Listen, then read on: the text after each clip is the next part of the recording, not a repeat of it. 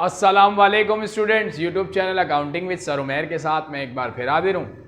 Students, आज मैं आपको इशू ऑफ शेयर्स जो कि एडवांस अकाउंटिंग एडीसी पार्ट 2 का टॉपिक है, इसका एक और सोल्यूशन करके दिखाऊंगा। लेकिन वीडियो देखने से पहले अगर आपने मेरे यूट्यूब चैनल को सब्सक्राइब ना किया हो तो सब्सक्राइब कर लें ताकि हर नई आने वाली वीडियो का आपको नोटिफिकेशन मिल सके। आज मैं आपको stock dividend, cash dividend, reserves और जो नेट इनकम है उसको रिटेन अर्निंग में ट्रांसफ़र करते हैं उसकी एंट्रीज बनाना सिखाऊंगा। तो स्टूडेंट, ये question 2021 regular private question number 4 है जो मेरे लेफ्ट पर नज़र आ रहा होगा। इसकी ट्रांजैक्शन नंबर 3 पढ़ें। Company transfer net income of ₹6 lakh to retain earning account. Company ने नेट इनकम थी 6 लाख रुपए, उसको रिटेन अर्निंग अकाउंट में ट्रांसफ़र कर दिया। तो स्टूडेंट, इसकी हम एंट्री पास करेंगे। एक्सपेंस एंड रेवेन्यू समरी जो कि नेट इनकम है जिसकी के नेचर क्रेडिट होती है, लेकिन चूंकि अब हम ये खत्म कर रहे हैं क्योंकि रिटेन अर्निंग में ट्रांसफर कर रहे हैं। रिटेन अर्निंग एक्यूमुलेटेड प्रॉफिट को कहा जाता है, जो प्रीवियस ईयर्स का एक्यूमुलेट हुआ हुआ प्रॉफिट है या रेवेन्यू है उसे हम कहते हैं रिटेन अर्निंग। तो नेट इनकम की नेचर क्रेडिट है जिसे हमने खत्म करके डेबिट कर दिया और उसे हमने ट्रांसफर कर दिया रिटेन अर्निंग में। रिटेन अर्निंग इक्विटी का पार्ट होता है, शेयरहोल्डर इक्विटी होती है, इसलिए इक्विटी चूंकि इंक्रीज हो रही है इसलिए हमने उसको क्रेडिट कर दिया रिटेन अर्निंग को 6 लाख से। नरेशन बनाई, transfer net income to retain earning account. इसी की स्टूडेंट अगर हम 5th ट्रांजेक्शन देखें तो उसमें कहा जाता है company appropriate for contingencies 23,000 and sinking fund ₹20,000। Company ने 23,000 रुपये कॉन्टीजेंसीज के लिए रिजर्व रखे और 20,000 रुपये सिंकिंग फंड के लिए। बुरे वक्तों के लिए या जो प्लान बी के लिए कंपनी अमाउंट रखती है उसे हम कहते हैं कॉन्टीजेंसीज, और एम्प्लॉयज़ के लिए जो फंड होता है उसे हम कहते हैं सिंकिंग फंड। तो उसके लिए कंपनी ने अभी से रिजर्व्स में कुछ अमाउंट रखना शुरू कर दिया कॉन्टीजेंसीज और सिंकिंग फंड में। और ये याद रखिए स्टूडेंट के जो रिजर्व्स का अमाउंट है ये रिटेन अर्निंग से रखा जाता है।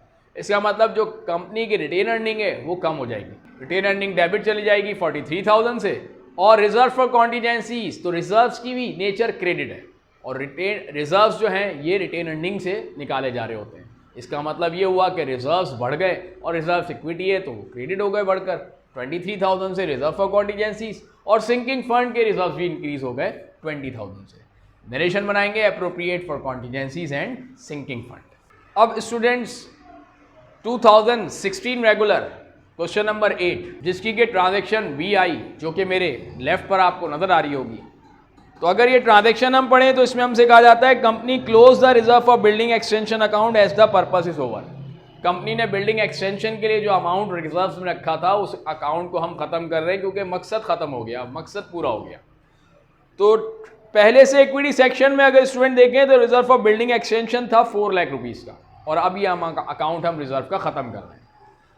तो रिजर्व चूंकि क्रेडिट नेचर है लेकिन जब खत्म कर रहे हैं तो हम इसे डेबिट ले जाएंगे क्योंकि हम अकाउंट को क्लोज कर रहे हैं। तो reserve for building extension debit 4 lakh, और रिटेन अर्निंग दोबारा इंक्रीज हो जाएगी क्योंकि जो हमने रिजर्व्स में अमाउंट रखा था वो दोबारा से हम रिटेन अर्निंग में डाल रहे हैं। रिटेन अर्निंग इंक्रीज होकर क्रेडिट चली जाएगी 4 लाख से।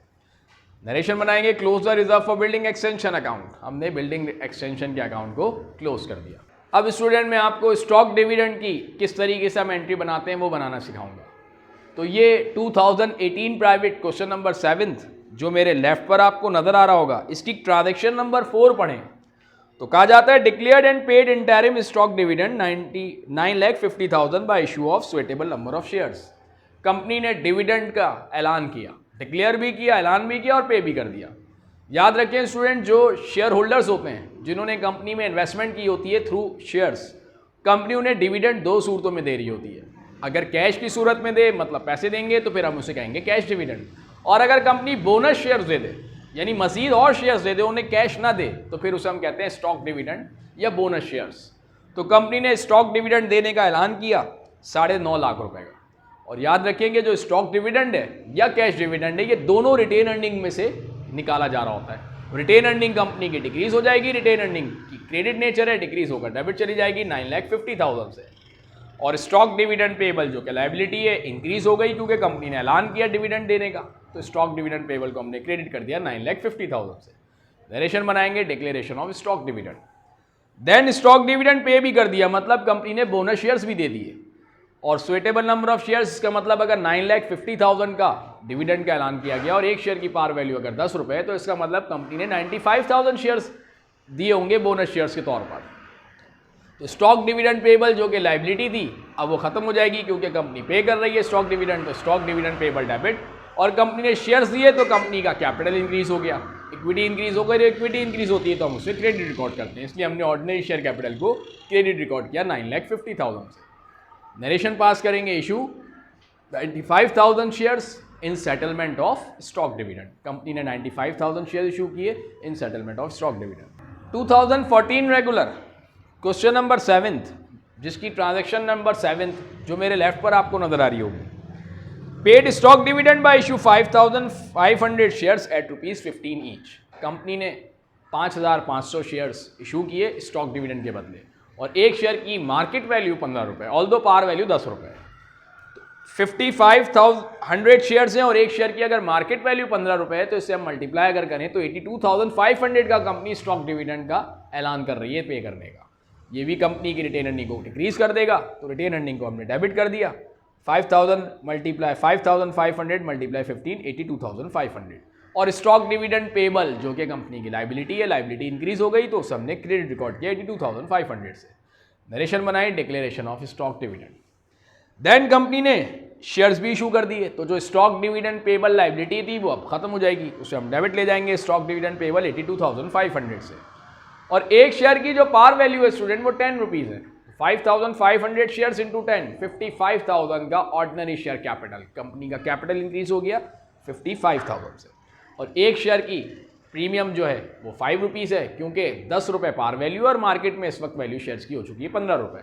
तो अगर 5 रुपये शेयर्स पर प्रीमियम है तो 5,500 शेयर्स पर 5 रुपीज़ के हिसाब से 27,500 का हो गया ऑर्डिनरी शेयर प्रीमियम।